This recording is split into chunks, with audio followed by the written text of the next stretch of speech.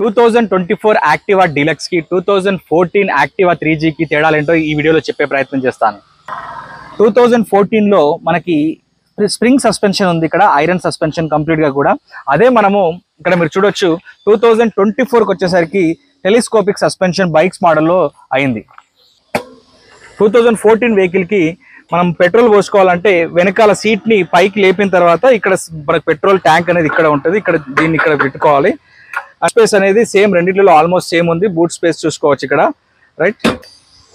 2024 మోడల్లో మనకి fuel tank అనేది వెనకాల ఇవ్వడం జరిగింది. ఫ్యూయల్ వెంట్ అనేది ఇక్కడ ఇవ్వడం జరిగింది. ఈజీగా ఉంటుంది. ప్రతిసారి మనం పెట్రోల్ స్టేషన్కి వెళ్ళినప్పుడు ఇక్కడికి వెనకాల నుంచి ఇక్కడ నుంచి తీసుకొని పోసుకోవచ్చు. అండ్ ఇది ఎట్లా రావాలి, మళ్ళీ ఇది ఓపెన్ కావాలంటే ఇక్కడ బూట్ స్పేస్ చూసుకుంటే 2014 మోడల్ కంటే కూడా కొంచెం బూట్ స్పేస్ ఎక్కువగా ఉంది. అండ్ ఇంతకుముందు ఇక్కడ పెట్రోల్ ట్యాంక్ అనేది ఉండేది, ఇప్పుడు ఇక్కడ పెట్రోల్ ట్యాంక్ మిస్ అయిపోయింది. అండ్ ఇక్కడ కన్సోల్ చూసుకుంటే బైక్స్కి ఇచ్చినట్టు స్టార్ట్ అండ్ స్టాప్ బటన్ ఇక్కడ ఇచ్చారు.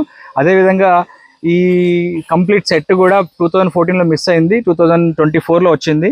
ఈ హ్యాండిల్ ఏదైతే ఉందో, ఈ మనం లగేజ్ పెట్టుకునే హ్యాండిల్, దీనికి ఆపోజిట్ సైడ్లో 2014లో ఉంటుంది, 2024లో దీనికి ఆపోజిట్లో ఇచ్చారు.